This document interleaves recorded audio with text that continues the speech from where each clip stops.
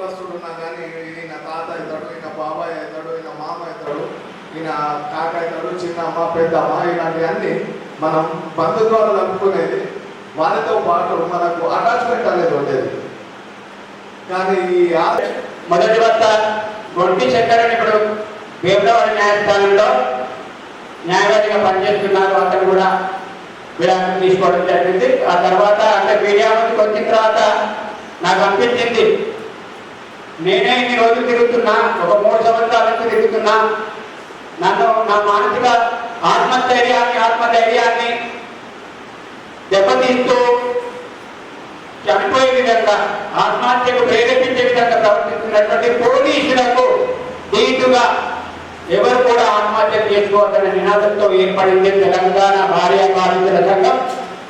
దాదాపు ఇప్పుడు 11 సంవత్సరాలుగా ఈ సంఘాన్ని నేను ముందుకు తీసుకెళ్తూ దేశంలో ఉన్నటువంటి 296 సంఘాలతో పురుషాత్మక సంఘాలతో నేను పనిచేస్తూ ముందుకెళ్తున్నాను. ఆ సందర్భంలోనే 2018 శాసనసభ ఎన్నికల్లో భార్య బాధితుల సంఘం వాయిస్ ఒకటి వినిపించాలి, మనకు కూడా జెండర్ ఈక్వాలిటీ క్లాస్ రావాలనే ఉద్దేశంతో ఎవరు కూడా ఆత్మహత్యలు చేసుకోవద్దని నినాదంతో పురుషాత్మక కమిషన్ ఏర్పాటు చేయాలని ఒక సదుద్దేశంతో నేను కరీంనగర్ శాసనసభ ఎన్నికల్లో పోటీ చేయడం